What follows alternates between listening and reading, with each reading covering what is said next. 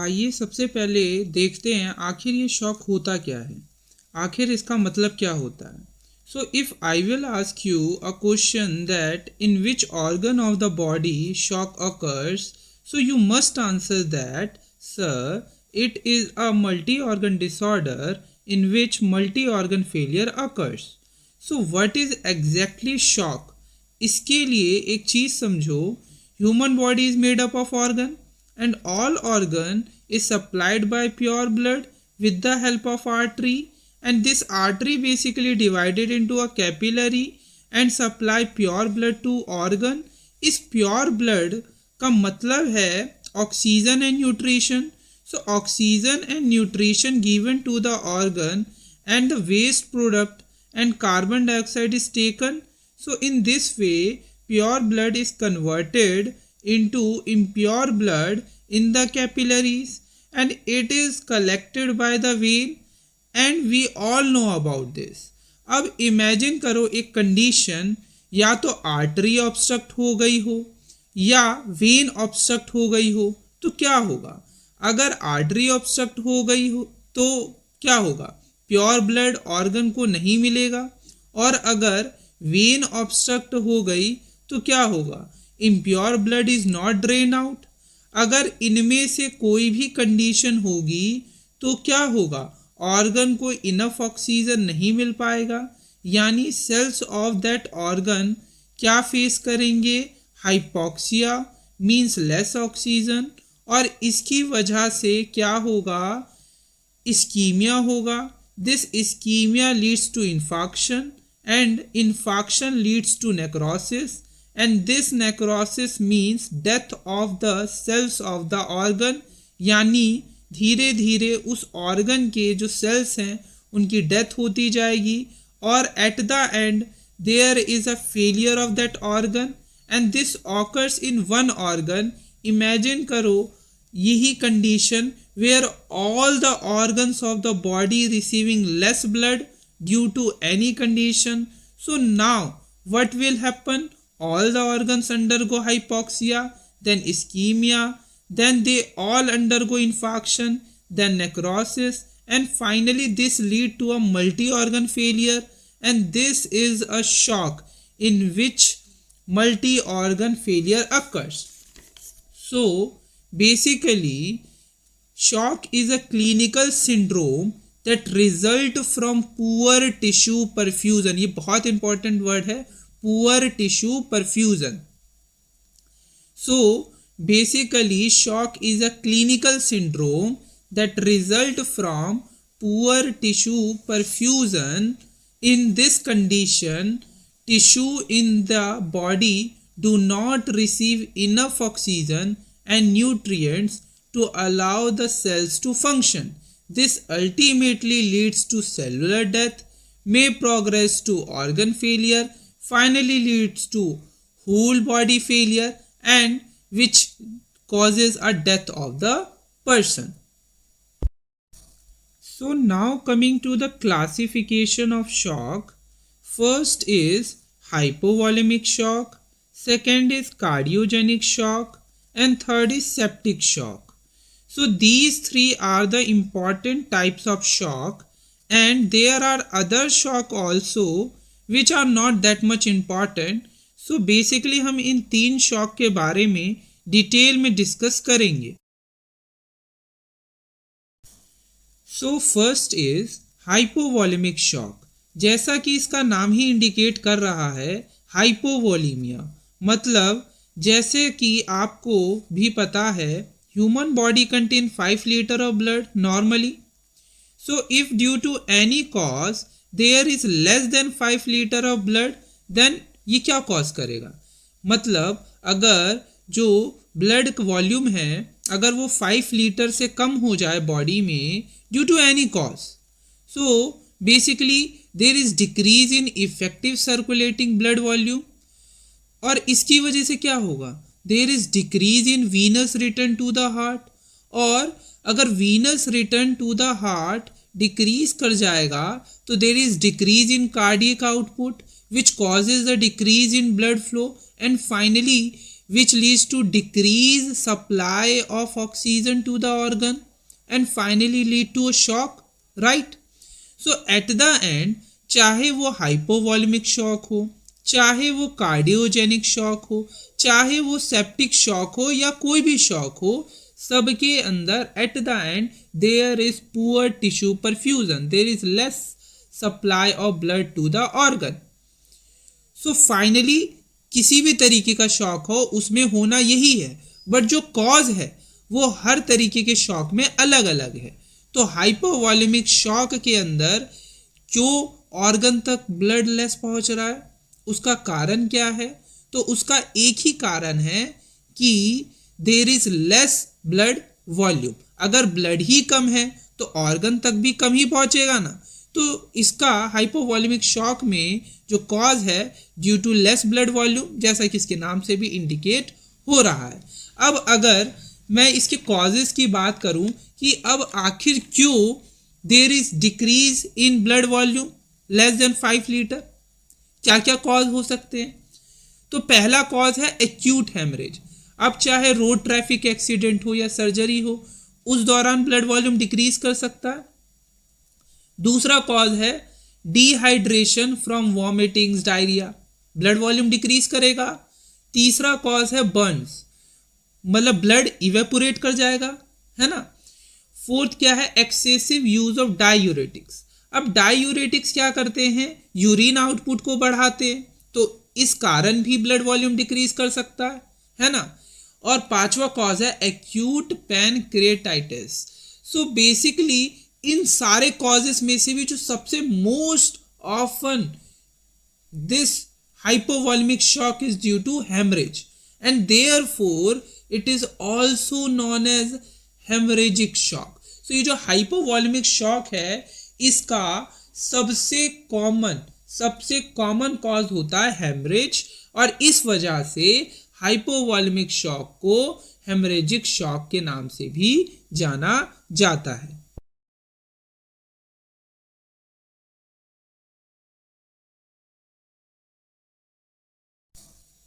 Hemorrhagic shock is divided into 4 types: compensated, mild, moderate, and severe. So if there is loss of blood less than 1 liter, so it is compensated, means body can compensate it, right? If there is loss of blood between 1 liter to 1.5 liter, it is mild. And if there is loss of blood between 1.5 liter to 2 liter is moderate, and if there is more than 2 liter of blood lost, so it is severe. Now coming to the pathogenesis of hypovolemic shock. So basically it occurs from inadequate circulating blood volume due to various causes. अब जैसा कि मैं पहले ही discuss कर चुका हूं, अगर hypovolaemic shock किस वजह से होगा? हेमरेज हो सकता है उसका कॉज, कोई ट्रोमा है, सर्जरी है, बर्न्स है, डिहाइड्रेशन है. तो अगर इन सब कॉजेस के कारण अगर ब्लड वॉल्यूम 5 लीटर से डिक्रीज हो जाएगा तो ये क्या कॉज करेगा? Hypovolaemic shock. और कैसे कॉज करेगा वो देखते, इसका पैथोजेनेसिस क्या है. तो मैं ऑलरेडी बता चुका हूं. इस वजह से होगा क्या? जो there is decrease in effective circulating blood volume, है ना. और अगर जो इफेक्टिव सर्कुलेटिंग ब्लड वॉल्यूम ही डिक्रीज कर जाएगा तो there is decrease in venous return to the heart, which will cause the decrease in cardiac output and which leads to decrease in blood flow. और जिस वजह से क्या होगा? there is decreased supply of oxygen to the organ which leads to anoxia and ultimately which causes the shock. ठीक है, समझ में आ गया? Hypovolaemic shock means there is less blood volume, right? जैसा कि इसका नाम ही इंडिकेट कर रहा है. अगर ब्लड वॉल्यूम ही डिक्रीज है, अगर ब्लड ही कम है तो ऑर्गन तक भी कम ही पहुंचेगा ना, और ये eight the and shock cause करेगा. सो ये था इसका पैथोजेनेसिस. अब देखेंगे हम इसके कुछ सिम्टम्स के बारे में. सो अगर ब्लड वॉल्यूम कम होगा तो बॉडी इस चीज को कंपनसेट करने के लिए क्या करती है? हार्ट रेट को इंक्रीज कर देती है. सो पहला सिम्टम क्या होगा, टैकीकार्डिया। बट ब्लड वॉल्यूम कम है तो जो ब्लड प्रेशर है वो भी कम होगा, मीन्स देयर इज हाइपोटेंशन।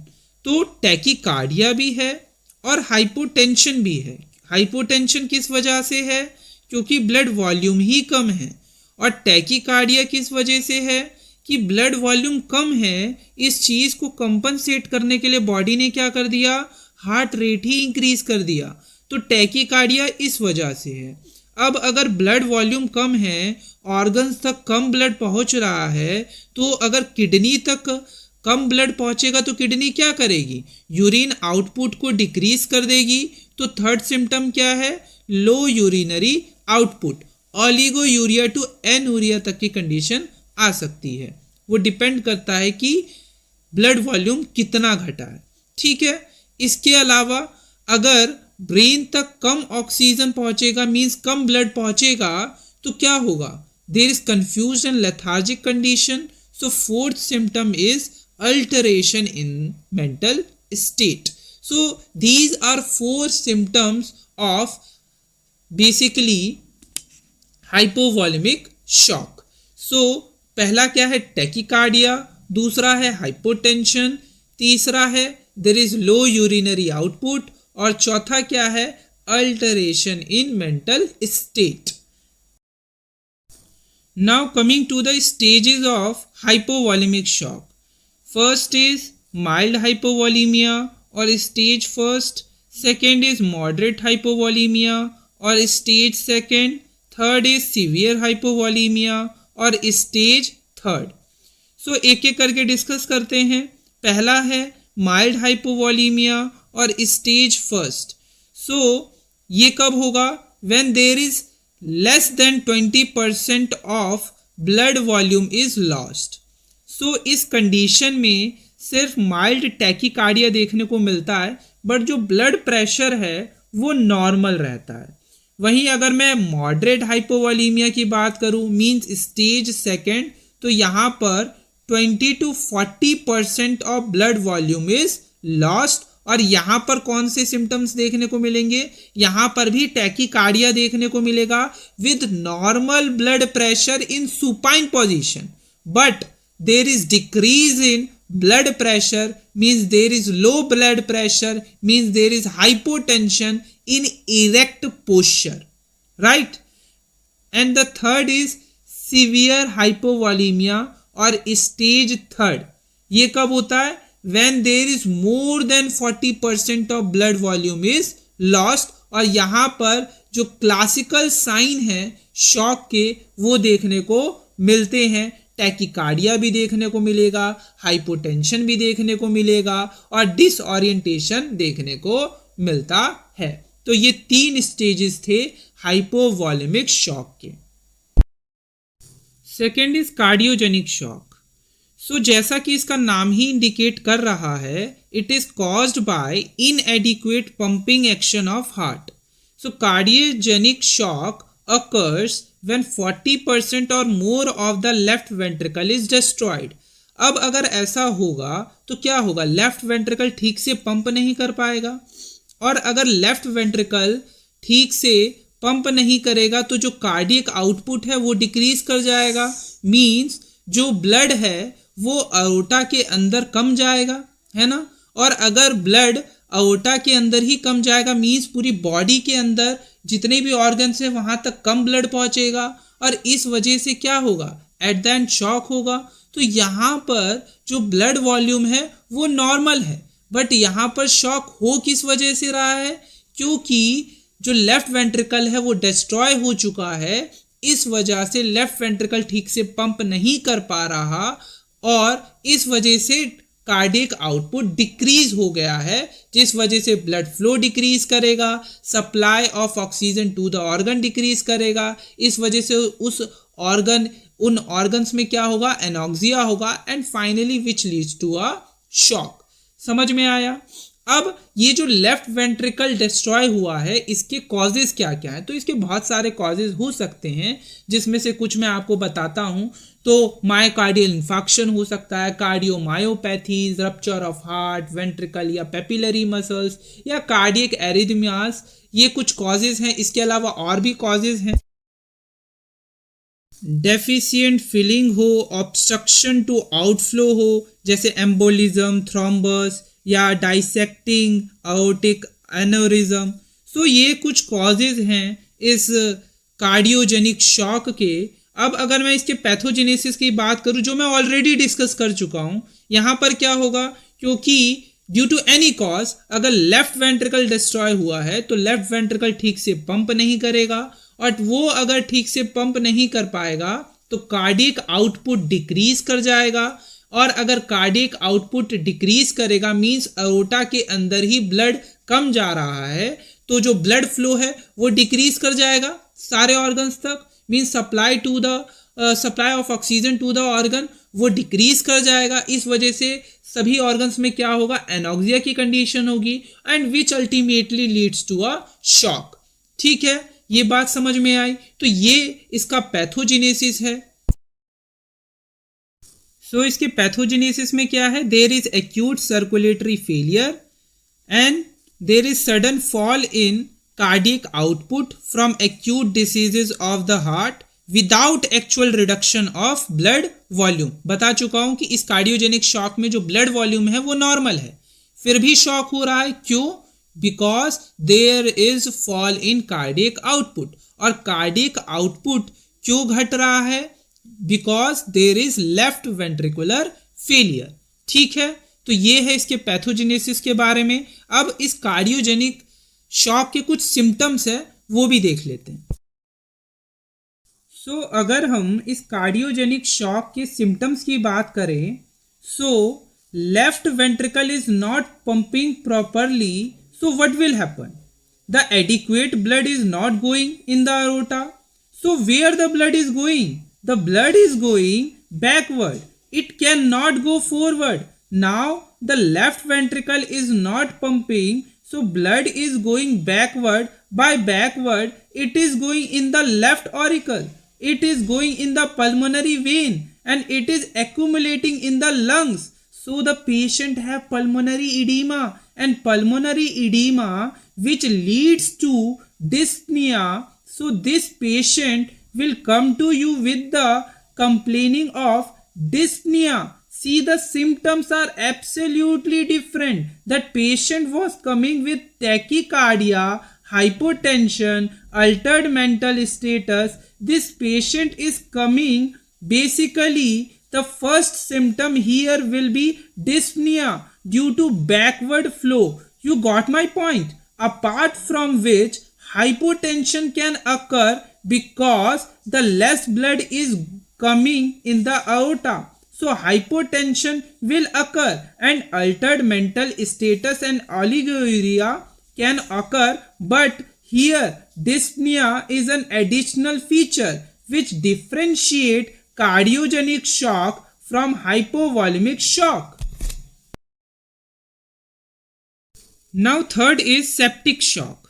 अब सेप्टिक शॉक का मतलब है ये शॉक किस वजह से होता है, सीवियर बैक्टीरियल इन्फेक्शन की वजह से। अब इसका कॉज क्या क्या हो सकता है, या तो ग्राम पॉजिटिव बैक्टीरिया की वजह से होगा या ग्राम नेगेटिव बैक्टीरिया की वजह से होगा। तो अगर ग्राम नेगेटिव बैक्टीरिया की वजह से है तो इसको हम बोलते हैं एंडोटॉक्सिक शॉक। अब ग्राम नेगेटिव बैक्टीरिया की वजह से है तो इसे हम एंडोटॉक्सिक शॉक इसीलिए बोलते हैं क्योंकि ग्राम नेगेटिव बैक्टीरिया क्या रिलीज करता है, एंडोटॉक्सिन। वहीं जो ग्राम पॉजिटिव बैक्टीरिया की वजह से जो शॉक होता है उसको हम बोलते हैं एक्सोटॉक्सिक शॉक, क्योंकि ये क्या रिलीज करता है, exotoxin. Now coming to the pathogenesis of septic shock. पहले अगर हम इसके ट्रिगरिंग फैक्टर की बात करें तो अगर ग्राम पॉजिटिव बैक्टीरिया है तो यहां पर जो ट्रिगरिंग फैक्टर होता है वो होता है लिपोटिकोइक एसिड, और वहीं ग्राम नेगेटिव बैक्टीरिया के केस में जो ट्रिगरिंग फैक्टर है वो है लिपोपॉलीसेकेराइड। अब इसके पैथोजेनेसिस में होता क्या है ये अभी मैं आपको आगे बताऊंगा। तो होता ये है यहाँ कि या तो ग्राम पॉजिटिव बैक्टीरिया का इन्फेक्शन होगा या ग्राम नेगेटिव बैक्टीरिया का इन्फेक्शन होगा। अगर ग्राम पॉजिटिव बैक्टीरिया का इन्फेक्शन हुआ है तो जब इस ग्राम पॉजिटिव बैक्टीरिया का लाइसिस होगा तो क्या रिलीज होगा, लिपोटिकोइक एसिड रिलीज होगा। वहीं अगर ग्राम नेगेटिव बैक्टीरिया का इन्फेक्शन हुआ है तो जब इस बैक्टीरिया का लाइसिस होगा तो क्या रिलीज होगा, लिपोपॉलीसैकेराइड रिलीज होगा। अब होता यह है कि जो मैक्रोफेजेस होते हैं उनके पास हमारे दो टाइप के रिसेप्टर्स मौजूद होते हैं। एक होता है CD14 रिसेप्टर और दूसरा होता है ILR2 रिसेप्टर। तो जो अगर ग्राम पॉजिटिव बैक्टीरिया का इन्फेक्शन है तो जो लिपोथिकोइक एसिड रिलीज हुआ है ये बाइंड करता है ILR2 रिसेप्टर से जो कि मैक्रोफेज पे प्रेजेंट है। अगर ग्राम नेगेटिव बैक्टीरिया का इन्फेक्शन हुआ है और लिपोपॉलीसैकेराइड रिलीज हुआ है तो इसके लिए जो रिसेप्टर है मैक्रोफेज पे वो कौन सा है, CD14। तो CD14 रिसेप्टर से बाइंड करता है लिपोपॉलीसैकेराइड। अब जैसे ही ये बाइंड करते हैं मैक्रोफेजेस के रिसेप्टर से तो मैक्रोफेज जो है स्टिमुलेट होता है और सिक्रीट करता है साइटोकाइन। और कौन सा साइटोकाइन, तो TNF अल्फा और इंटरल्यूकिन 1। और ये जो TNF अल्फा और इंटरल्यूकिन 1 है ये क्या कॉज करता है, इनिशियली ये कॉज करता है वेजोडाइलेटेशन। अब वेजोडाइलेटेशन होगा तो क्या होगा, जो ब्लड वेसल्स में जो ब्लड फ्लो है वो बढ़ेगा या घटेगा। अगर वेजोडाइलेटेशन होगी तो जो ब्लड वेसल में जो ब्लड फ्लो है वो तो इंक्रीज करेगा।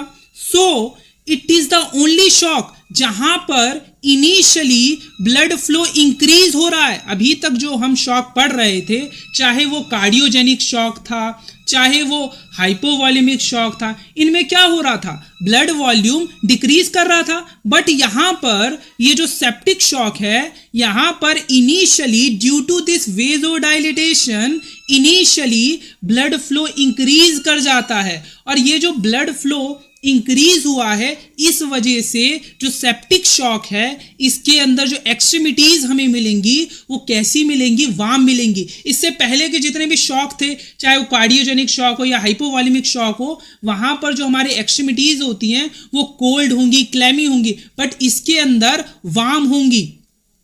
क्यों वार्म होंगी, क्योंकि इसके अंदर सेप्टिक शॉक के अंदर ब्लड फ्लो इनिशियली इंक्रीज करता है। बट फिर शॉक कैसे होगा, शॉक ऐसे होगा क्योंकि इनिशियली तो वेजोडाइलेटेशन हुई है बट बाद में ये जो साइटोकाइंस हैं ये क्या करते हैं, ये एंडोथीलियम में जो हमारी एंडोथीलियम सेल्स होते हैं उनके बीच में गैप को इंक्रीज करते हैं और वस्कुलर परमेबिलिटी बढ़ा देते हैं, जिस कारण से जो ब्लड वेसल्स के अंदर जो ब्लड है वो बाहर चला जाएगा और इडीमा कॉज करेगा और ब्लड वेसल के अंदर जो ब्लड है वो डिक्रीज कर जाएगा। अगर ब्लड वेसल के अंदर जो ब्लड है वो डिक्रीज कर जाएगा तो जो टिश्यूज और सेल्स हैं उन तक कम ब्लड पहुंचेगा और at the and shock cause करेगा और इस शॉक को हम क्या बोलेंगे, सेप्टिक शॉक। तो ये इसका एक पैथोजेनेसिस है जहां पर इनिशियली तो वेजोडाइलेटेशन हुआ, यानी इनिशियली ब्लड फ्लो तो इंक्रीज हुआ बट बाद में due to increase in vascular permeability हुआ क्या, जो ब्लड वेसल के अंदर जो ब्लड था वो ब्लड वेसल छोड़ के बाहर चला गया और ब्लड वेसल में जो ब्लड है वो डिक्रीज कर गया और इस वजह से जो टिश्यू में जो ब्लड जा रहा था वो कम जाने लग गया और इस वजह से जो शॉक हुआ इसको हमने बोला सेप्टिक शॉक। तो ये था इसका pathogenesis. So due to vasodilatation क्या हुआ, यहां पर हाइपोटेंशन होगा and which also causes hyperdynamic circulation in septic shock in contrast to hypovolemic and cardiogenic shock where hypodynamic circulation takes place. So basically जो सेप्टिक शॉक है यहां पर वेजोडाइलेटेशन के कारण इनिशियली ब्लड फ्लो इंक्रीज हुआ यानी हाइपरडायनेमिक सर्कुलेशन। वहीं अगर हम इसके से पहले जो हमने पढ़ा है हाइपोवॉल्यूमिक शॉक या फिर कार्डियोजेनिक शॉक, वहां पर क्या हुआ है, वहां पर जो ब्लड फ्लो है वो डिक्रीज किया है, वहां हाइपोडायनेमिक सर्कुलेशन हुआ है। बट यहां पर ड्यू टू वेजोडाइलेटेशन इनिशियली क्या होगा, हाइपरडायनेमिक सर्कुलेशन। दूसरा इसके बाद क्या होगा, increase vascular permeability. Increase vascular permeability के कारण क्या होगा, इडीमा देखने को मिलेगा, क्योंकि जो ब्लड वेसल के अंदर जो ब्लड है वो बाहर जाकर क्या कॉज करेगा, इडीमा कॉज करेगा। बट ब्लड वेसल के अंदर ब्लड डिक्रीज होने के कारण टिश्यू तक कम ब्लड पहुंचेगा, जो कॉज करेगा शॉक, और इस तरीके के शॉक को हम क्या बोलेंगे, septic shock. So, septic shock has two different stages, early hyperdynamic stage and late hypodynamic stage. Early hyperdynamic stage is characterized by vasodilatation, tachycardia, normal to increased cardiac output and warm extremities. And late hypodynamic stage, it is characterized by vasoconstriction, decreased output and oligouria. तो ये दो different stages थे septic shock के। सो इस पे based अब कुछ MCQ solve कर लेते हैं। तो पहला क्वेश्चन है, perioperative shock is an example of hypovolaemic shock, option A, septic shock, option B, cardiogenic shock, option C, and neurogenic shock, option D. So basically perioperative shock means, perioperative means during surgery, so it is a example of hypovolaemic shock. So answer is option A, hypovolaemic shock. So second question is, in shock, characteristic feature is option A, cardiac failure, option B, poor tissue perfusion, option C, cyanosis, and option D, edema. So the correct answer is option B, poor tissue perfusion. तो इसी के साथ हमारा ये topic भी complete हुआ। मिलते हैं ऐसी एक नई वीडियो के साथ, तब तक खुश रहें, मस्त रहें। जय हिंद।